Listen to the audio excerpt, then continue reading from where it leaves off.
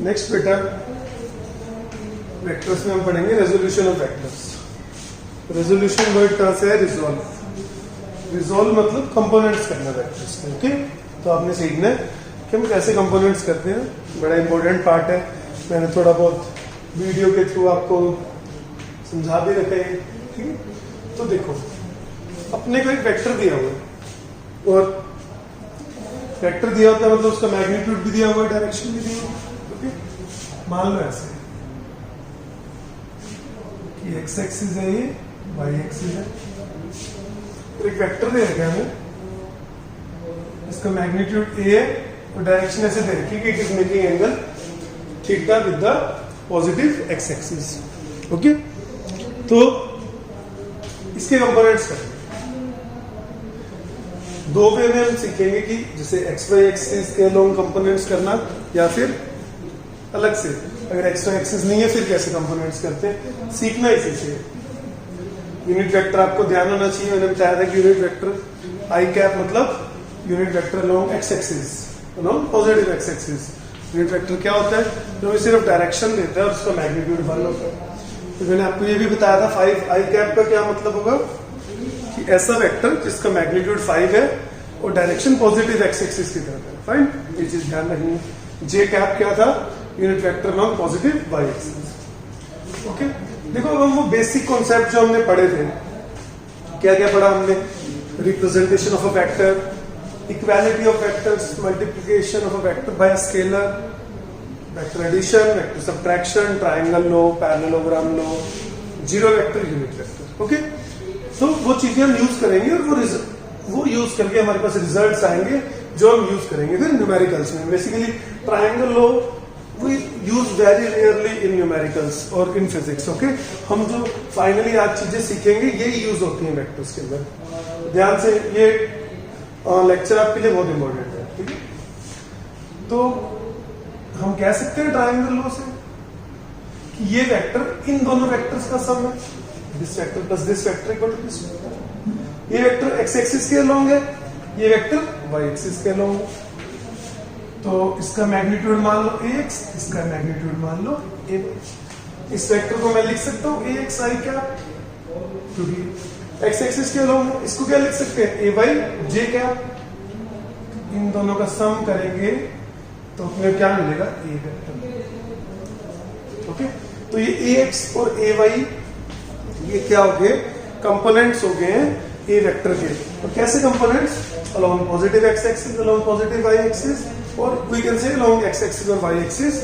और इन कंपोनेंट्स की वो खास बात है कि कंपोनेंट्स दोनों आपस में परपेंडिकुलर है और हम हमेशा कंपोनेंट्स बेटा परपेंडिकुलर डायरेक्शन में करते हैं। मैं आपको बता चुका हूं ये बात कि perpendicular directions are independent from each other, मतलब परपेंडिकुलर डायरेक्शंस का एक दूसरे पे कोई इंपैक्ट नहीं होता।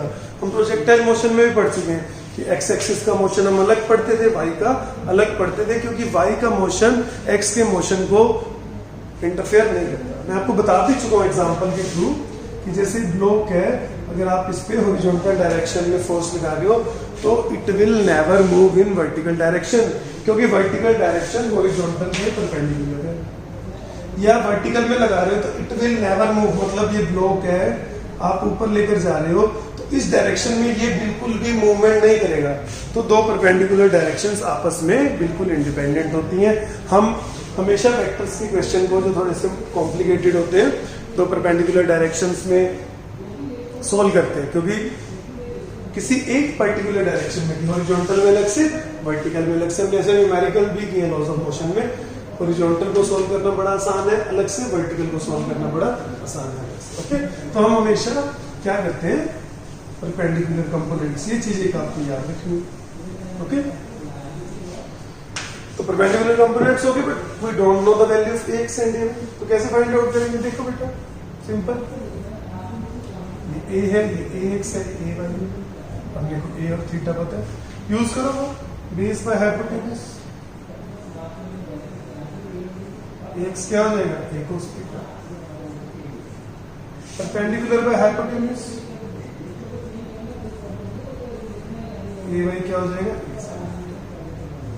तो मतलब ए वेक्टर क्या हो गया? a cos theta I cap plus a sin theta. J cap कहने का क्या मतलब हो गया है कि एक्स डायरेक्शन में इसका क्या कंपोनेंट आ रहा है, ए कोस थीटा, वाई में ए साइन थीटा। तो सिंपली इतना लंबा चौड़ा हम नहीं करते, आपको सिखाने के लिए किया जाता है। सिंपली क्या है याद रखना है आपको, बता रखे मैंने, जिधर थीटा होगा उधर कौन सा कंपोनेंट आ जाएगा, कोस थीटा, मतलब इधर ए कोस थीटा, और इसके परपेंडिकुलर डायरेक्शन में क्या आ जाएगा, इतनी सी बात आपको याद रखनी है। जिधर थीटा, बार बार मैं यही बोला करूंगा, आपकी भी हैबिट बन जाएगी बोलने की कि जिधर थीटा होता है उधर कोस और उसके परपेंडिकुलर डायरेक्शन में साइन। ठीक है, सिंपल सीख लिया हमने कि कैसे कंपोनेंट्स किए जाते हैं वेक्टर्स के।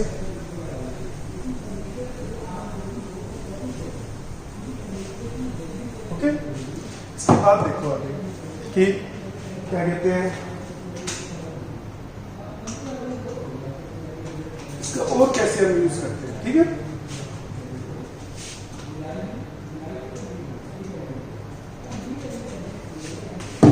तो मैंने फोर्स वाला भी आपको एग्जांपल करवाया था कि फोर्स के एग्जांपल से मैंने आपको बताया था कि हाउ टू यूज इट।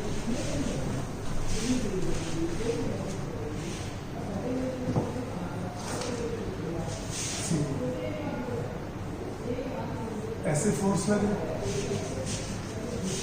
ये थीटा एंगल, एफ का इधर कंपोनेंट क्या आ जाएगा, जिधर थीटा उधर कोस, और उसके परपेंडिकुलर डायरेक्शन में। लॉज ऑफ मोशन में भी आपको दोबारा ये सारी चीजें रिमाइंड कराऊंगा। तो इसका क्या इम्पैक्ट आ रहा है, ये इसके इक्विवेलेंट है कि एक फोर्स इधर लग रहा है एफ कोस थीटा और एक इधर लग रहा है एफ साइन थीटा। मतलब या तो एक फोर्स लगा दो आप सिर्फ एफ फोर्स थीटा एंगल, या फिर इसके बजाय अगर हम कह दें कि ये इसके इक्विवेलेंट है कि एक फोर्स इधर लग रहा है एफ कोस थीटा, एक फोर्स इधर लग रहा है एफ साइन। ऐसा जरूरी नहीं है कि हमेशा हॉरिजॉन्टल के साथ एंगल थीटा हो, आपको ऐसे गिवन है ये थीटा गिवन, तो अब इधर क्या हो जाएगा कोस और इधर क्या हो जाएगा। इतनी सी बात सीखनी है, we will use it a lot. Okay, next इनको कंबाइन कैसे करेंगे। ठीक है, कि अगर मुझे कंपोनेंट्स दिए हुए हैं, अभी हमने क्या किया था, अपने को मैग्नीट्यूड दिया हुआ था और डायरेक्शन दी हुई थी, उससे हमने क्या फाइंड आउट किया कि कंपोनेंट्स, अब कंपोनेंट्स है तो मैग्नीट्यूड और डायरेक्शन। तो अब मेरे को क्या गिवन है, वेक्टर गिवन है इस फॉर्म में, ax i cap plus ay j cap. अब आपसे पूछा जाएगा कि बताओ इसका मैग्नीट्यूड कितना होगा और इसकी डायरेक्शन क्या होगा। तो देखो कैसे करेंगे इसको। अगेन मैं आपको मेथड बता रहा हूं ताकि थोड़ा उससे हमारा कॉन्फिडेंस बढ़ता है फॉर्मूला यूज करने में, बट फाइनली तो फॉर्मूला यूज करना है। मतलब वेक्टर है और उसके कंपोनेंट्स दे रखे हैं। अब अपने को ax ay पता है and we want to find out a and theta. कैसे करेंगे, तो ट्रायंगल बनाओ,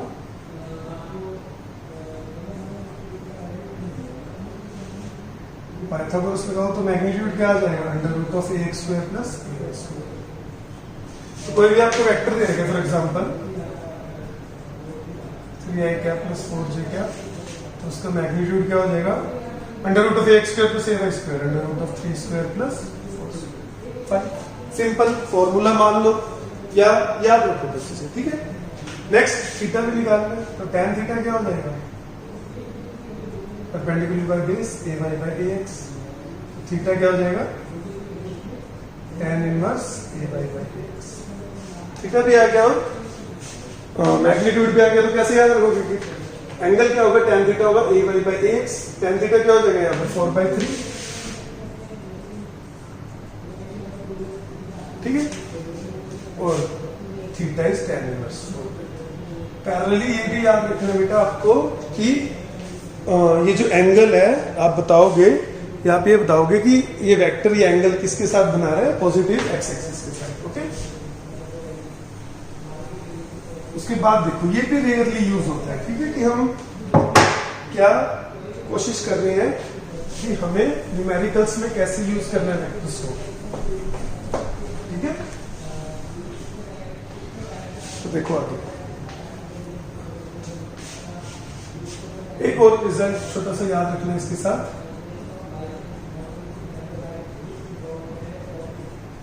अगर कई बार ऐसे वेक्टर दिया हो, के कैप भी दे रखा है, तो इसका मैग्नीट्यूड का फॉर्मूला याद रखोगे, ये यूज हो जाता है। मैंने कोई असाइनमेंट भी दिया था आपको, उसमें ये फॉर्मूला यूज हुआ था। ये फॉर्मूला भी ध्यान रख लेना, इसमें डायरेक्शन का कोई हम डिस्कशन नहीं करते, ठीक है।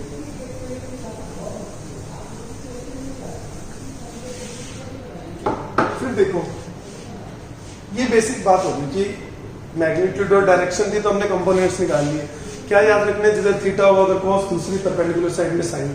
फिर अगर कंपोनेंट्स दिए हुए हैं x i cap plus a y j cap, magnitude क्या होगा under root of a x square plus a y square, और tan थीटा हो जाएगा a y by a x. Theta ध्यान रखना कि थीटा क्या होगा, angle with the positive x axis, या एक्स एक्सिस ध्यान रखो एक बार के लिए। तो बेटा उसके बाद ये तो था कि हमारे पास ऐसे वेक्टर्स थे। अब जो मोस्टली चीजें यूज होती है वेक्टर्स में, मैं उस पर आऊंगा, टिप्स एंड ट्रिक्स मान लो, कुछ फॉर्मूलाज हम रीड करेंगे and all such things, okay. तो देखो कि सबसे पहले एक चीज आपको सीखनी है, एंगल बिटवीन टू वेक्टर्स। देखो जो अभी हम थीटा डिस्कस कर रहे थे वो हमें डायरेक्शन बता रहा था, ठीक है। ये जो मैं डिस्कस कर रहा हूँ एंगल है दो वेक्टर्स के बीच में, मतलब ये दो वेक्टर्स है, इनके बीच में एंगल, ये इंपॉर्टेंट पॉइंट है। अब बात यह है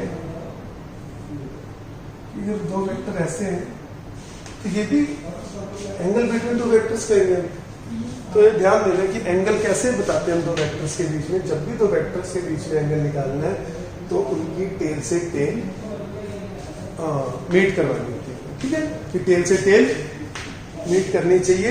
यहाँ पर क्या मीट करना है, इसका हेड है, इसकी टेल है, this will not be the angle between two vectors. या तो टेल से टेल मैच करे या हेड से हेड, ये भी angle between two vectors, okay. Generally हम टेल से टेल मैच करवाते हैं। अब देखो क्वेश्चन ये आता है कि अगर मैं दे दूं एंगल 60 डिग्री और मैं पूछ रहा हूँ बताओ दोनों वेक्टर्स के बीच में एंगल करो, 60 तो नहीं हो, तो क्या करना है मुझे, टेल से टेल मैच करवानी है।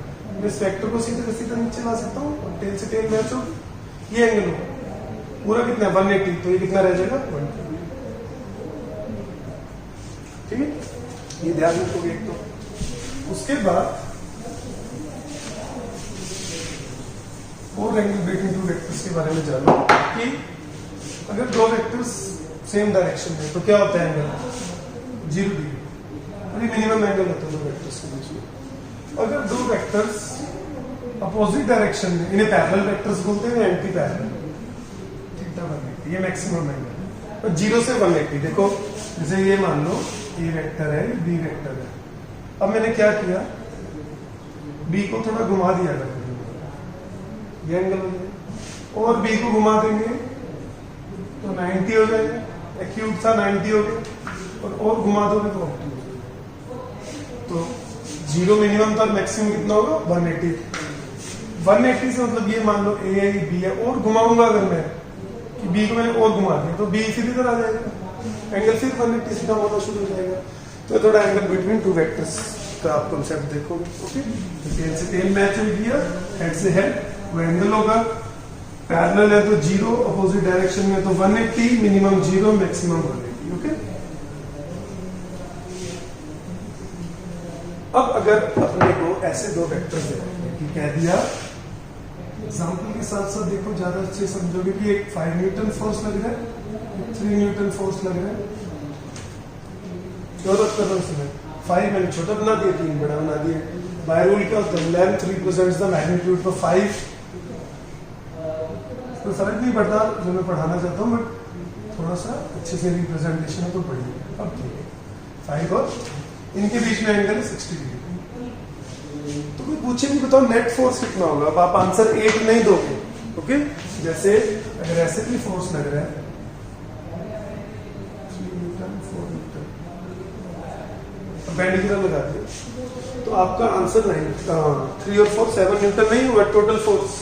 रिजल्टेंट निकालना है, रिजल्टेंट मतलब इनका सम मतलब वेक्टर सम, ओके। इसके लिए बेटा एक फॉर्मूला होता है मैग्नीट्यूड बताने के लिए, दैट इज उसको बोल रहे थे लॉ ऑफ कोसाइंस, क्योंकि उसमें कोस आता है तो इसलिए नाम दिया लॉ ऑफ कोसाइंस। इसकी डेरिवेशन भी एनसीईआरटी में आप लोग थोड़ा देखना। ओके, हम सिर्फ फॉर्मूला डिस्कस करेंगे। ये मैग्नीट्यूड बताता है अपने दो वेक्टर्स का रिजल्टेंट कितना होगा उसका मैग्नीट्यूड। तो क्या है ये फॉर्मूला? ए और बी दो वेक्टर्स हैं, उनके बीच में थीटा एंगल ऐसे 5 और 3 थे, 5 और 3 एंगल है 60 डिग्री। तो रिजल्टेंट जो होता है उसका मैग्नीट्यूड होता है under root of a square plus b square plus 2ab। ओके, तो ये फॉर्मूला सिंपली अब क्या हो जाएगा under root of 3 square plus 5 square plus 2 into 5 into 3 cos 60। तो you can easily tell the magnitude now. Okay, जैसे यहां पर क्या हो जाएगा magnitude 3 square plus 4 square 2 into 3 into 4 cos 90। cos 90 zero होता है तो under root of 3 square plus 4 square कितना रहेगा? तो यहां पर एक और रिजल्ट फिर याद रख सकते हैं, जब दो परपेंडिकुलर वेक्टर्स होंगे ए और बी तो उनका रिजल्टेंट डायरेक्टली बता सकते हो परपेंडिकुलर है, याद कर लो इसे direct under root of a square plus b square. बार बार ये फॉर्मूला नहीं यूज करेंगे। और एक ये याद कर लो, जब कोई और एंगल है तो 90 है तो under root of a square plus b square. This is how we learn things. ठीक है, इतनी बात आपको समझ आ रही है कि दो वेक्टर्स के बीच में एंगल है तो हम उसका मैग्नीट्यूड बता सकते हैं using this formula. Very very important formula. Okay बेटा, बहुत ही इंपॉर्टेंट फॉर्मूला है, खूब यूज होता है फिजिक्स में। वो भी under root of a square plus b square. उसको नहीं याद करना मत करो, इसी को कर लो। यहाँ पर बस परपेंडिकुलर वेक्टर्स में एंगल क्या हो जाएगा? मैग्नीट्यूड।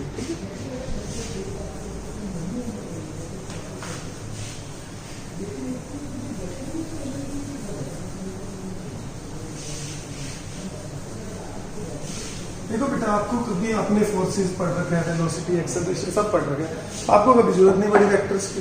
क्योंकि क्या होता था आपके केसेस में जब आप छोटे क्लासेस में थे, या तो सेम डायरेक्शन में होते थे vector 5 Newton 3 Newton. Net force आप बता देते थे कि सर ऐड करते हैं 5 + 3 वेक्टर सम नहीं करना पड़ता because they are in the same direction. Okay, angle 0 है। या फिर अपोजिट डायरेक्शन में 5 न्यूटन 3 न्यूटन, मतलब दो वेक्टर्स हैं, ये भी एंगल 0 डिग्री है बट सेम डायरेक्शन में सीधा ऐड हो जाएगा। अब भी दो वेक्टर्स एंगल 180 डिग्री है, अपोजिट डायरेक्शन है, तो नेट फोर्स कितना हो जाएगा? 2 न्यूटन इस डायरेक्शन में। तो आपका ये रहता था। Other than these two angles आपने कोई एंगल पढ़े नहीं। अब अगर कोई एंगल होगा तो you have the formula for the magnitude under root of a square plus b square plus 2ab cos theta. अब देखो, ये तो बात होगी मैग्नीट्यूड की। डायरेक्शन कैसे बताएंगे? डायरेक्शन के लिए तो यह फॉर्मूला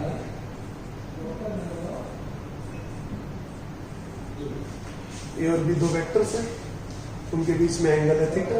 ओके, और अपने को पता है कि रिजल्टेंट है बीच में है, रिजल्टेंट का मैग्नीट्यूड है under root of a square plus b square plus 2ab cos theta.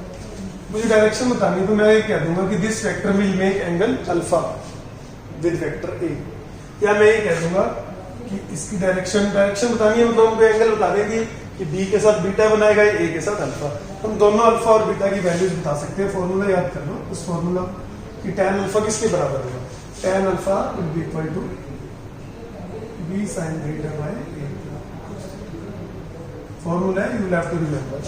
ठीक है, पहले ऐसे याद कर रहे हैं, tan है तो sin बाय cos, अल्फा a के साथ है तो यहाँ b आएगा। उल्टा हो जाता है कि जब अब tan बीटा है ना, एंगल किसके साथ है? b के साथ। रिप्लेस कर दो a और b को, एंगल b के साथ है बट a दो बार है, जैसे मर्जी याद कर लो। तो this is how we can tell the direction. बहुत ही रेयरली यूज होते हैं, मैंने आपको बताया under root of a square plus b square plus 2ab cos theta, वो बहुत यूज होता है, और under root of a square plus b square in case of perpendicular vectors. Okay, फिर थोड़ी बहुत छोटी मोटी बातें मैं बताना चाहता हूँ जो आप ऑब्जेक्टिव में डायरेक्टली यूज कर सकते हो। जैसे मैंने कहा कि ये फॉर्मूला जो मैंने बताया कि डायरेक्शन वाला ये रेयरली यूज होता है। तो देखो कुछ चीजें कि अगर दो इक्वल वेक्टर्स हैं बेटा, दो फोर्सेस लग रही है एफ और एफ, एंगल दे रखे 60, मैग्नीट्यूड आप निकाल लो कोसाइन कोस वाला फॉर्मूला यूज करेंगे। क्या रूल होता है कि जब दो इक्वल वेक्टर्स है, रिजल्टेंट वेक्टर आएगा बीच में कहीं, वो बिल्कुल एंगल बाइसेक्टर पे आता है। सीधा आपको पता है कि this vector resultant vector will make 30 degree with this vector, direction आपकी सीधा, मतलब जो भी रिजल्टेंट आएगा इन केस ऑफ इक्वल वेक्टर्स वो एंगल बाइसेक्टर पर आएगा, थीटा बाय। ये डायरेक्टली यूज कर सकते हो आप लोग, ठीक है। फिर और देखो,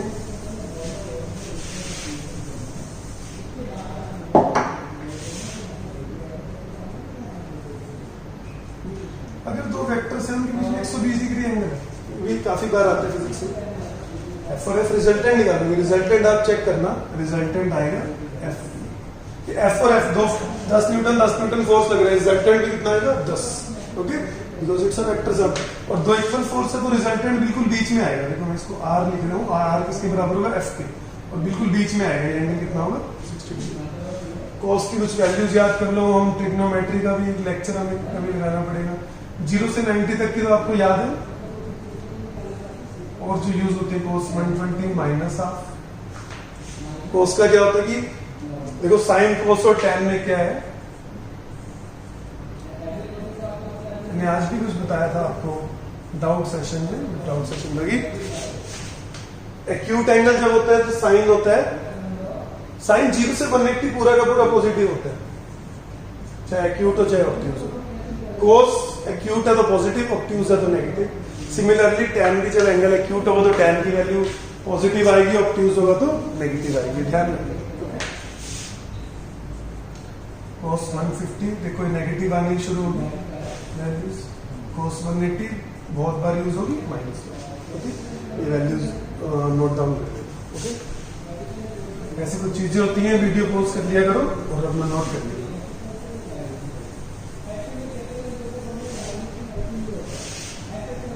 इसके बाद ये एक स्पेशल केस था कि जब 120 होता है आप cos 120 की वैल्यू डालना और देखना रिजल्ट, दो फोर्सेस है 10 न्यूटन 120 डिग्री एंगल है, रिजल्टेंट भी 10 आएगा, ठीक है। एक और 20 में क्या करती है, इक्वल वेक्टर्स है बेटा, वेक्टर कुछ भी हो सकता है, चाहे वेलोसिटी हो, डिस्प्लेसमेंट हो। मैं फोर्सेस का एग्जांपल यहाँ ले रहा हूँ कि थोड़ा आपको समझने में आसानी हो। अगर तीन इक्वल फोर्सेस हैं और उनके बीच में एंगल 120 डिग्री,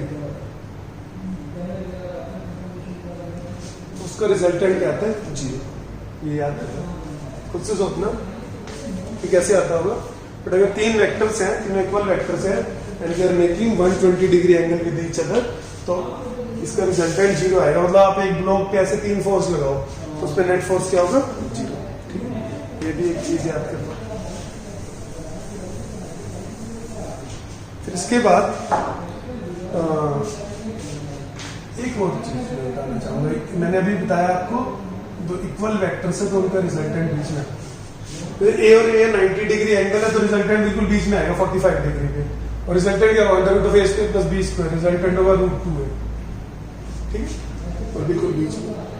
बट बोर्ड्स में ये काफी बार पूछ लेते हैं कि परपेंडिकुलर है, रिजल्टेंट हो गया under root of a square plus b square, direction पूछ लेंगे, या तो फॉर्मूला यूज कर लो जो मैंने tan अल्फा tan बीटा वाला बताया था, नहीं तो ये काफी आसान होता है, resultant under root of a square plus b square, ये एंगल है थीटा, तो ये बी को मैं उठा के यहाँ ला सकता हूँ, देखो ट्राइंगल ऑन करके, तो tan थीटा क्या होगा, b बाई ए, थीटा क्या होगा, tan इनवर्स b बाई ए। याद कैसे करोगे, बहुत बार यूज होता है कि tan थीटा सीधा लिख दो परपेंडिकुलर बाय बेस, तो tan थीटा क्या लिखा हुआ है, b by A perpendicular by base. इसका एक जल्दी से एग्जांपल डिस्कस कर लेते हैं। ये चीजें हो सकते हैं बिल्कुल अभी यूज ना हो, बट इनको नोट करके रखो, अपने माइंड में रखो, जब भी काम आएंगे अपना नोट्स ओपन किए और चेक कर लिए कि इस प्रॉब्लम को हमें कैसे टैकल करना है, डायरेक्शन, मैग्नीट्यूड, बस इसके अलावा वेक्टर में कुछ नहीं है। मैं ऑलरेडी आपको बता चुका हूँ कि एक डॉट प्रोडक्ट और क्रॉस प्रोडक्ट है कि दो टाइप के मल्टीप्लिकेशन होते हैं, वो हम पढ़ेंगे बिल्कुल धीरे धीरे विद सिलेबस, ओके, अभी जल्दबाजी में नहीं, वो तभी पढ़ाए जाते हैं जब उनकी जरूरत होती है। तो देखो जैसे एक ब्लॉक था उस पर फोर्स लग रहा था 3 न्यूटन और 4 न्यूटन। तो रिजल्टेंट कितना आएगा अंदर ऊपर फेस में प्लस 20 पे कितना होगा 5 न्यूटन। एंगल क्या बताओगे tan theta perpendicular by base tan theta कितना होगा 4/3 थीटा हो जाएगा tan इनवर्स 4/3। याद कर लो कि tan उधर जाके ऐसे tan इनवर्स tan -1 4/3। ओके तो this is all about vectors. और कोई डाउट हम लोग डिस्कस करेंगे। नेक्स्ट आप लोगों ने डिफरेंशिएशन इंटीग्रेशन के लिए बोल रखे हैं मुझे, वो डाउट सेशन में मैंने बेसिक्स पढ़ा दी है। ओके आप लोगों को जिनको प्रॉब्लम थी उन्होंने पूछ लिया है। मैं अज्यूम कर रहा हूँ कि बाकियों को फिर सब कुछ आता है, इसलिए उन्होंने डाउट्स क्लास अटेंड नहीं करी। ठीक है नेक्स्ट टॉपिक मैं ये चाहूंगा कि आप लोग सजेशंस दें मुझे कि क्या पढ़ना चाहते हैं। देखो motion in straight line cover कर लोगे आप लोग, पूरा हम डिस्कस कर चुके हैं। उसमें मेनली यूनिफॉर्म एक्सेलरेशन के क्वेश्चन आएंगे, रिलेटिव वेलोसिटी का कांसेप्ट भी हमने रिवाइज कर लिया है, और नॉन यूनिफॉर्म एक्सेलरेशन तो हो गया। फिर डिफरेंशिएशन इंटीग्रेशन जब क्लासेस लग रही थी तब भी बहुत डिटेल में हमने स्टडी किया था नॉन यूनिफॉर्म एक्सेलरेशन को। सेकंड चैप्टर में बेसिक्स ऑफ वेक्टर्स भी हमारे हो गए। प्रोजेक्टाइल मोशन की वीडियो सारी भेज रखी है आपको, न्यूमेरिकल्स भी भेज रखे हैं। फिर भी आपको लगता हो तो we can go about projectile motion. आप डाउट्स में या व्हाट्सएप ग्रुप में मुझे मैसेज कर देना अगर प्रोजेक्टाइल मोशन पढ़ना चाहते हो। अपने और 2 लेक्चर हैं इसके बाद, नहीं तो फिर मैं अपने हिसाब से रिवीजन करवाऊंगा। फिर लॉज ऑफ मोशन की सारी वीडियोस के थ्रू मैंने आपको पढ़ा रखे हैं। वो भी अगर आप चाहोगे कोई पर्टिकुलर टॉपिक जैसे टेंशन इन स्ट्रिंग या मास पुली प्रॉब्लम समझना चाहते हैं, नॉर्मल फोर्स या जनरली बेसिक्स पढ़ना चाहते हैं फोर्सेस के, तो भी गाइड। Okay thanks.